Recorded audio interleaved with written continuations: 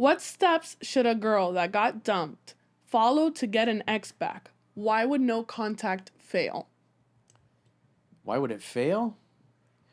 Well, you never try to keep somebody that doesn't want to keep you. And if you've been dumped and your, in this case, ex boyfriend doesn't want to give you another shot, you're going to say, well, I'm not interested in just being friends. And if you're not interested in romance, have a nice life. If you change your mind, get in touch. And then you walk away and you never look back. Because if you stay with somebody hoping to change their mind, it's demeaning to yourself. It communicates that you don't love and value yourself and you don't believe in yourself enough to recognize if somebody doesn't want you and won't make the effort and doesn't want to be in a relationship, that you'll find somebody else. It may take you several years, however long it takes. You're willing to focus on what it is that you want. It's the ultimate act of self love is to not try to keep somebody who doesn't want to keep you. And so it's not you're using no contact as a strategy to manipulate. You're saying, I'm not going to participate here if we're not going to be together. Maybe he says, I don't want to be exclusive. I don't want to date a woman, but let's still hook up. And she's like, I don't want that.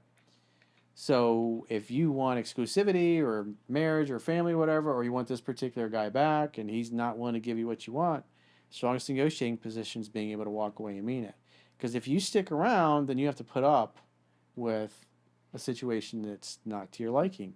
But if you leave, that person, the ex-boyfriend, can come back and agree to give you what you want, like we were talking about earlier with Dominic and Ashley, where he got a vasectomy and she was 25 at the time, he was 50, 51, and she's like, I want babies, and he's like, I don't want any more babies, and she's like, I'm out.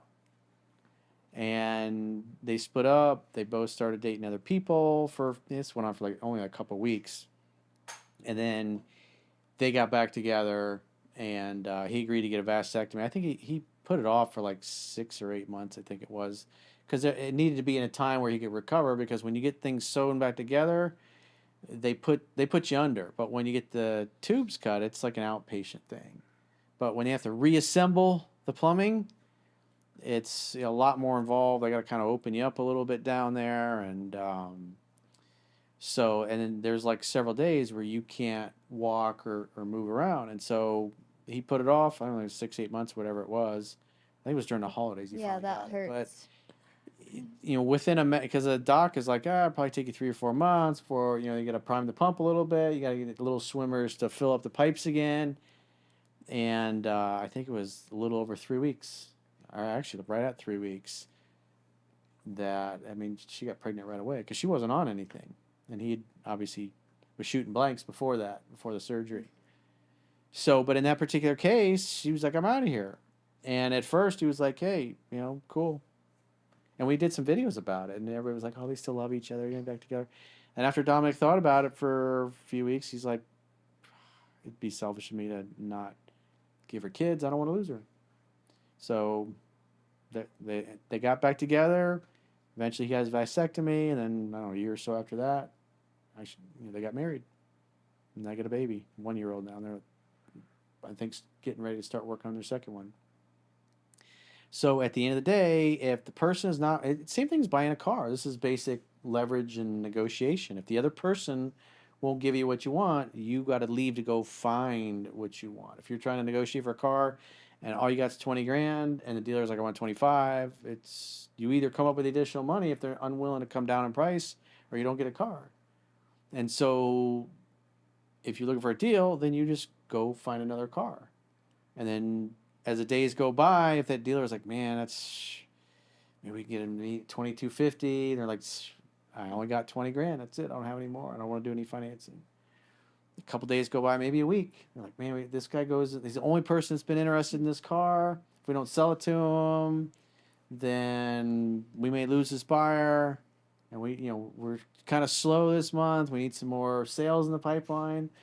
And so the dealer might call back a couple of days later and go, hey, it's the end of the month, and the owner or the manager wants to move these cars. We got too many cars, so if you're still interested, we'll sell it to you for 20 grand.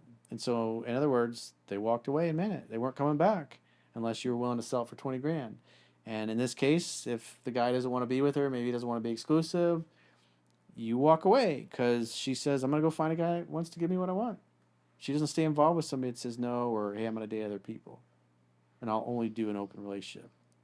Because if you stick around when he doesn't want to be exclusive, then you're acquiescing to his demands, and then your needs aren't getting met, and then you're going to be upset and unhappy because you're going to suffer because you want reality to be different. You want the person to be committed to you, but they won't commit, Or you're going and to take so it you're out going to be on them. upset because you're hoping to change their mind. The reality is not what you want it to be, so then you suffer all the time. You feel miserable instead of seeing reality as is and going, "This dude ain't gonna give me what I want," Which and is then dipping. why, in that case, no contact does fail in that situation.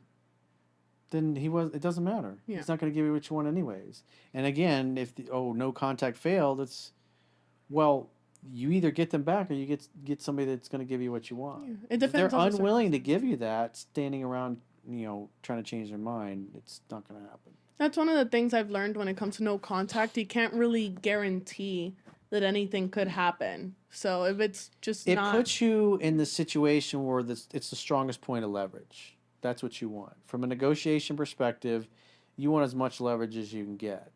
And if you're at a negotiating table and what you want and what they want is not aligned, you ain't going to have a deal. Mhm. So if they are, it's like the car dealer. That's why you leave the dealership. If you're at the dealership and they're like insisting on 25 grand, but you only got 20, the longer you sit there, they're like, oh, this guy's going to cave.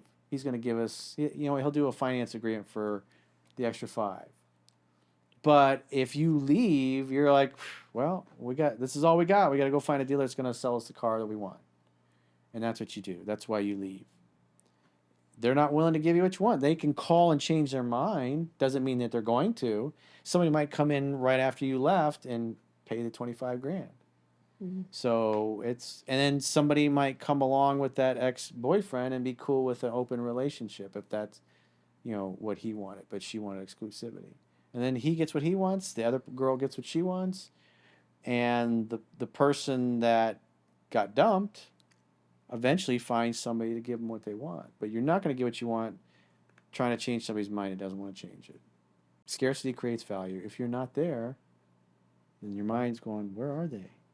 Did they buy something else? Did somebody else give them the car for 20 grand? Did they meet somebody else? Did they find somebody better?